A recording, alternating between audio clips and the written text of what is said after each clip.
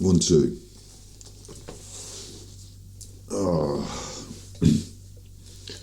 Hi, you're with Scott. This is Binaural Island. It's probably quite loud, isn't it? It's alright. Hi, you're with Scott. This is Binaural Island. It's battery exhausted. I don't know what to say these days. Hi, you're with Scott. This is battery exhausted. My vlog, well, my channel. We're going to stop using the word vlog because I don't know. I think vlog has a sort of. I'll tell you a little story.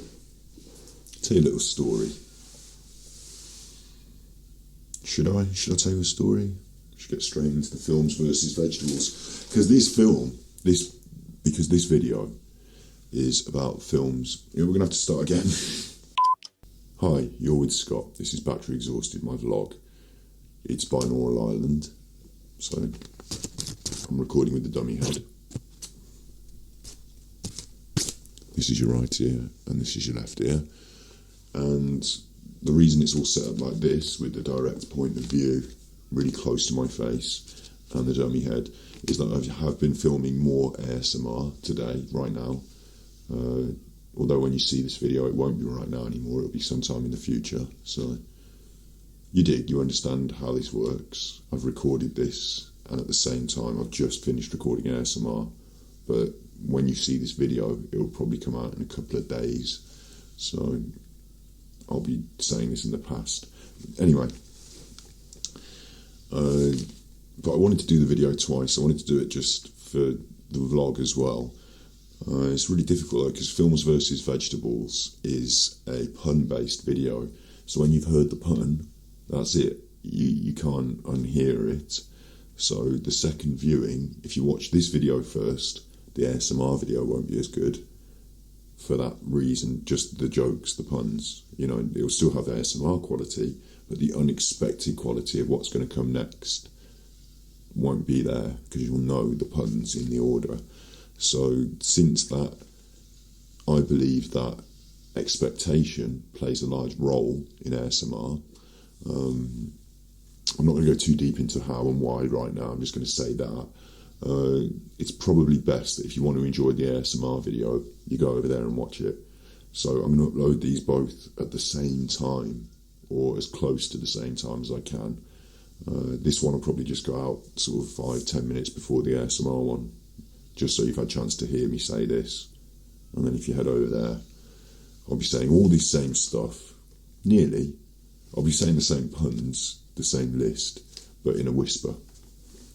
So if you want that whisper fresh, go there first, and then come back here, because I'm going to do this really conversationally, and it's more of a vlog. It's not a vlog, it's a battery exhausted video. It's a video, it's just a video, isn't it?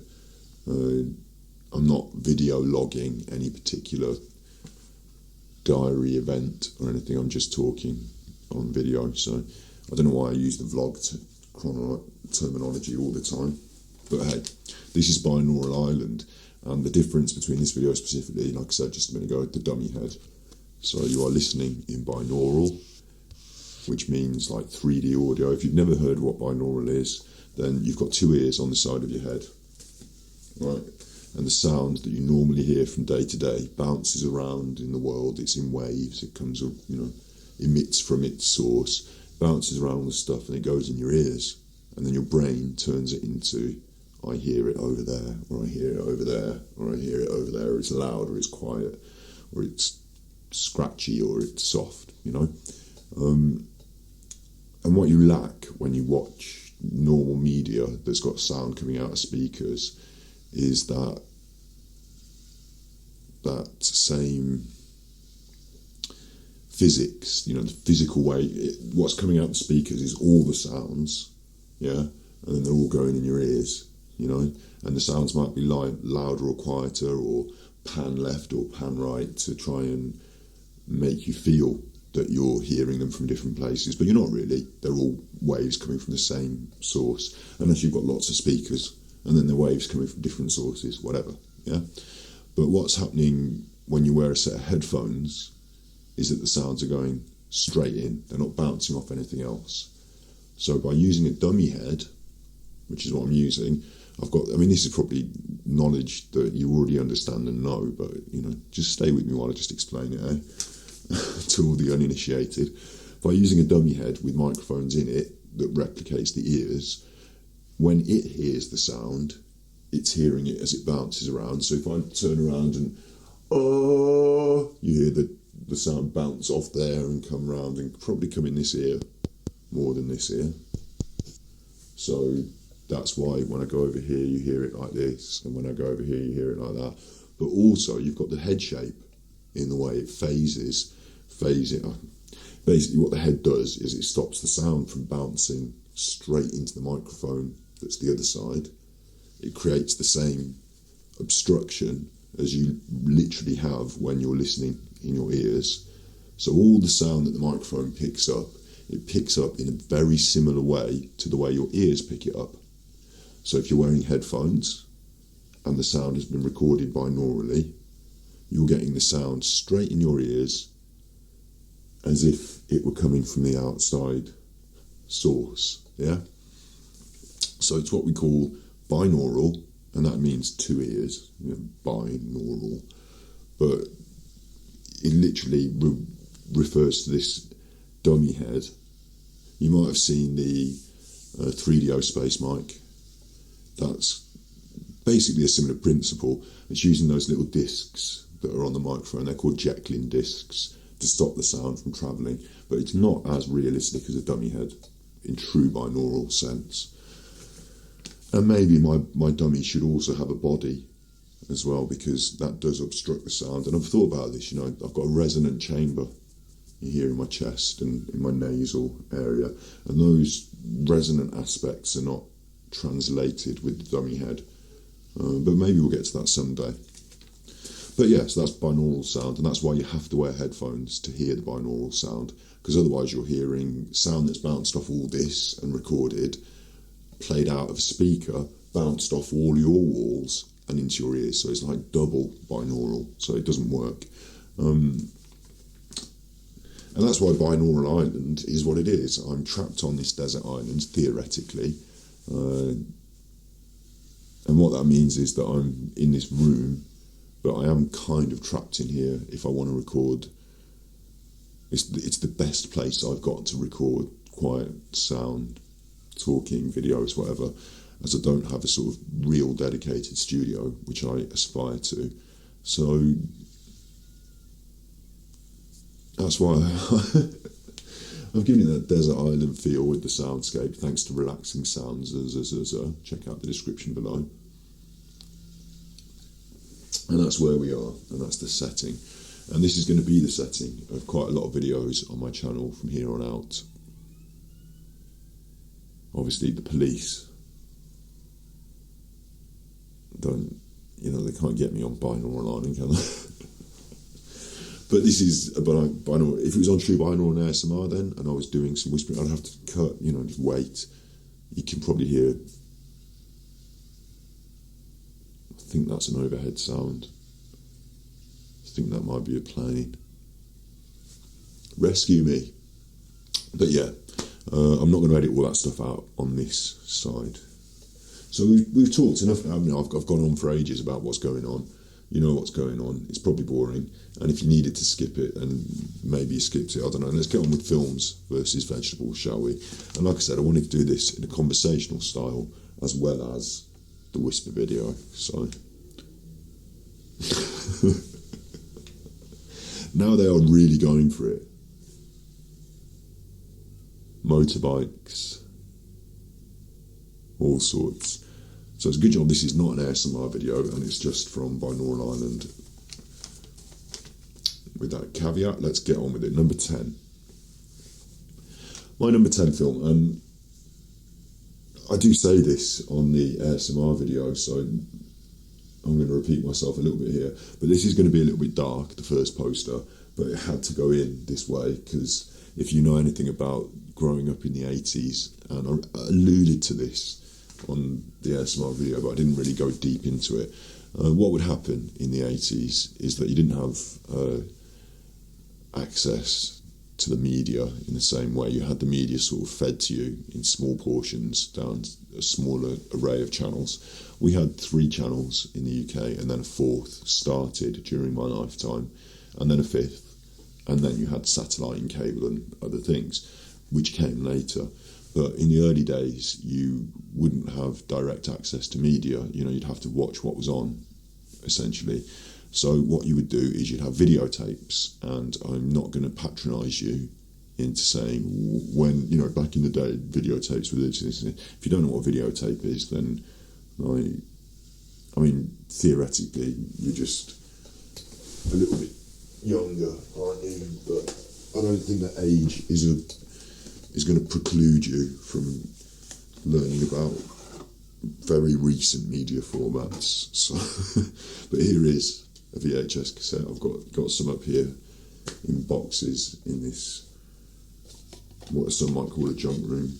I call the binaural island. So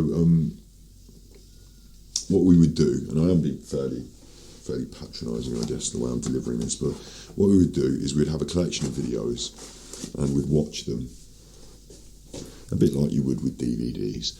But what am I going on about? What I'm going on about is that it would be at times when you couldn't do other things, really. So school was a great example. In primary school, you'd want to go out and play. You'd want to go out and play in the playground or in the field. We called it the field. It now, comparatively, seems like quite a small area of grass. But, you know, you want to go out and play. And if it was bad British winter weather, which we're just getting into at this time of year now, it's autumn in Britain now. It's just getting colder. And it gets to the point where there's ice on the windows in the mornings, cars are frozen over. You need your big boots, wrap up warm, scarves. There is something quite nice about entering pre-warmed environments and having comforting warm food, or being out in the cold but being wrapped up very warm. But still, it's not the best winter. It can be quite dark. It literally gets dark, doesn't it? It gets darker earlier, and you wake up and it's dark, and you go to bed and it's dark. So there is there's a weight to winter. There's an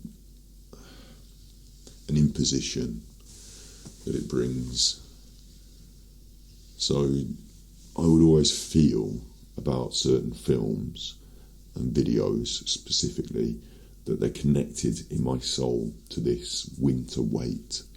And I'm saying, I don't mean like weight as in time, I mean heavy, because if at school it was too bad weather, if it was raining really heavily, or if it had been snowing, not loads where you can play in it, but just so it's like naff slush and it's all dirty and everyone's slipping over and hurting themselves. If there's lots of ice, then sometimes they would preclude us from running around for playtime and keep us in. Did I say preclude earlier?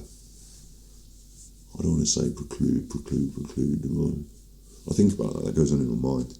So if I've used a word, I sort of try and not use it again too soon. But yeah, we'd have to stay in and watch a video sometimes, and the videos that we would watch would seem to be a selection of the same 3, I think it was. There was the BFG animated, not the new one, of course. What else was there? There was another one, and there was Watership Down. So that's the first film on my list, my pun list, and we're going to start dark and then we're going to lighten up. So, because the poster for it, even, I mean, this is a film that if you don't know what it is, take all that on board. What I've just said, all this stuff about a pre-internet society where, and I lived in a village as well, so if it was really bad weather, you were restricted, you know, and literally we'd have power cuts and we'd get candles out sometimes.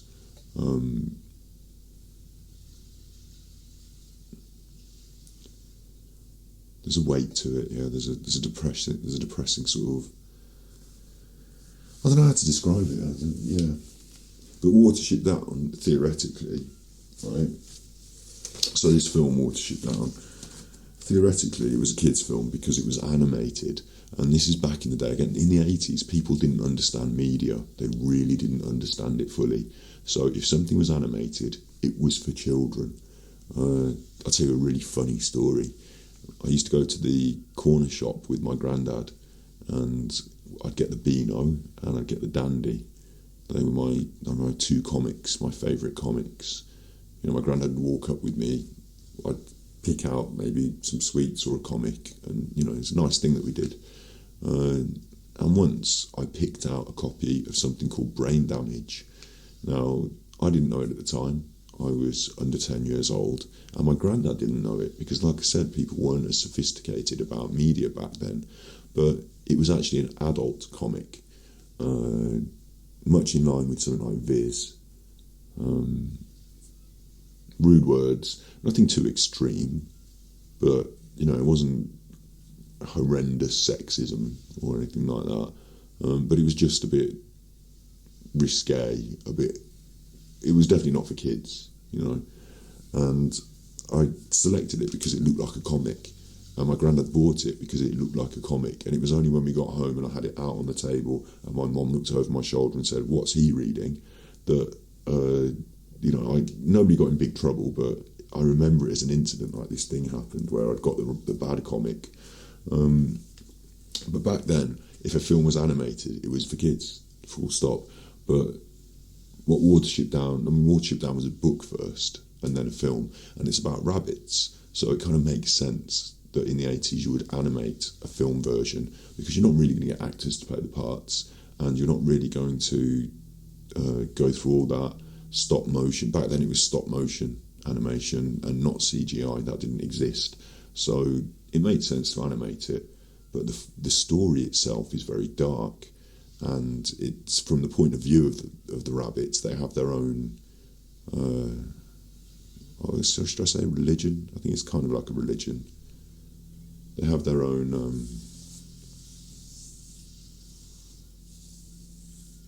origin story. You know, they have their own culture. And this starts with this origin story and this stuff, and it's animated, and they're in the Warrens, and death is an important feature, and fear is an important feature. And to be honest, if you've never seen Watership Down, then do watch it. It is a fantastic piece of work, but be prepared. You know, it's not just sad, but it's scary. And so we'd sit in at lunchtime if it was raining really heavy and you're not allowed to go out and play, and they'd put on a video and sort of sit you down to watch it, and then these themes would come up, and like some of the kids would be quite young, and I must have watched it several times through my school life, you know, because like I said, they seem to only have 3 videos on repeat, which is why it was such a drag to have to sit in at lunchtime and watch Watership Down again. But it is dark, it's dark. So yeah, so I started with Watership Down, and the pun is Watercress Down. Watercress Down. But I'll show you the poster now, because what I did is I went through the trouble of making parody posters, and I say the trouble, it was a bit of a faff. I didn't bother to do it like a true media professional. You know, you can do that jokey thing where you're like, oh, my art's not very good, ha ha ha, look how, you know, did it on PC Paint, and that is kind of funny, you know, when I was at school. But I'm not going to bother to wring that joke out in this video, you know. But if you want to look at it like that, look at it like that. But the truth is that I just banged them together because I needed something to illustrate the idea, and even if I didn't take all the time to, you know, perfectly detail every piece of my digital art, if it was just a slam shut idea, cut and shut idea, then that collage technique is actually fairly legitimate. So so I use collage, and this is the first one, Watercress Down, and you'll see, I'm looking over there because my computer's over there, you'll see it says, all the world will be your enemy, prince with 1,000 enemies, And when they catch you, they'll kill you. But first, they must catch you. I don't like the must. It kind of stutters it. But all the world will be your enemy, prince with 1,000 enemies. And when they catch you, they'll kill you. But first, they've got to catch you. I think, rolls a little better. But first, they must catch you. But yeah, the way I've just glossed over it there. When I whisper it in the whisper video, and when I first saw this poster again after some 20-something years since I last saw an image from Watersip Down, it chilled me to the bone. It did. It made me emotional. All the world will be your enemy. Prince with 1,000 enemies. And when they catch you, they'll kill you. It's doing it to me now. It's giving me goosebumps now. But first, they've got to catch you. Can you see? Can you see in my face that it's making me feel emotional? My childhood wasn't like I lived in a picturesque part of the world, in an affluent time in our social history, and we had, I didn't want for much in terms of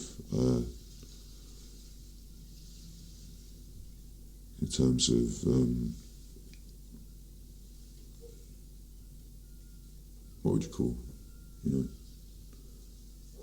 stuff. Consumer goods, food, toys, clothing, bedroom. I didn't want those dogs on Binaural Island. Didn't want for much when I was a kid in those contexts. And it's difficult to talk like this on the internet, because I'm not going to diss my parents. What I want to say before I just say this is that everyone's parents used to be young people too, didn't they? And they lived their life and they did what they thought was right and they made their choices. And everyone as a child kind of looks up to their parents and thinks, you have an idealised form of what you think parenting should be like. And then when you get to be parents, I'm not a parent yet. I really want to be one day. But when you get to be a parent, then you do it your way, don't you? But everyone looks at their parents and, finds it easy to critique, don't they? But I do appreciate that if you're in the position of parent, it's not as easy as all that. It's easy to be the kid and say, well, I didn't like this, but I don't know what that noise is. But yeah, so I didn't want for much, but my parents did divorce when I was young, and there was a lot of turbulence in my life. There was a lot of turbulence in their lives that, of course, it's a weird noise, that one, I don't know what that is. There was a lot of turbulence in their life that, rippled out to me. And in terms of, we'll talk about it in another video, but we really will talk about it in another video. Which we're coming towards. I'm building towards this talk about depression and stuff. But I think I've been depressed since I was early enough to remember. I remember these anxieties, fears. I think that might be birds. I think that might be birds that you can hear. I remember all these anxieties and fears, and I remember all the... because it's scary when you're a kid. Adults, that your mum and your dad having a fat row, and I'm not going to get into too many details, but doing that relatively regularly, people being here, people not being here, not knowing when people are going to return. When I say people, I mean my parents, not both at the same time, of course, but my dad left and he did come back, and he did leave again, he did come back. It didn't take 2 weeks, it took like 3 years or something. But yeah, so when I was a kid, I felt very vulnerable and very depressed. And that continued through my life. As I was becoming a teenager, my granddad sadly suffered with motor neurone disease, a degenerative disease, and he died. And it was we had him at our house to help care for him, and that was really difficult to deal with as well. So when I faced depression at a later stage, it didn't feel like something new. It just felt like a further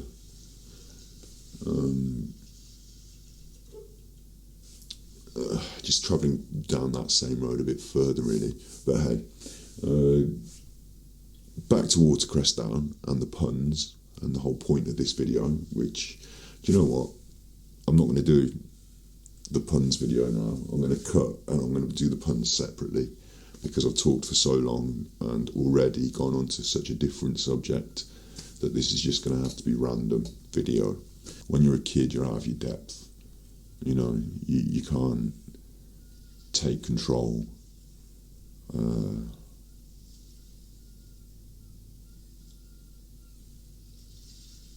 being forced to sit indoors and watch this Watersip Down, Watership Down. So I think that's why when I read things like "all the world will be your enemy," "Prince with 1,000 enemies," and when they catch you, they'll kill you. And think of the stories of the rabbits and the feelings I felt. I think that's why it gives me goosebumps. So I don't know if that's going to work for everyone, but for me, Watership Down was quite an important film in my life, and I've attached really strong emotional. I've really made strong emotional attachments with it, and other things. So I wanted to start with the darkness and get it out of the way and move on to the puns. So we've done that, and I'm going to cut now, and I'm going to just start recording again, but with the puns video without all this bullshit. So you've just got an easier to access puns video. Sorry about that. Be good, my little Pukkos.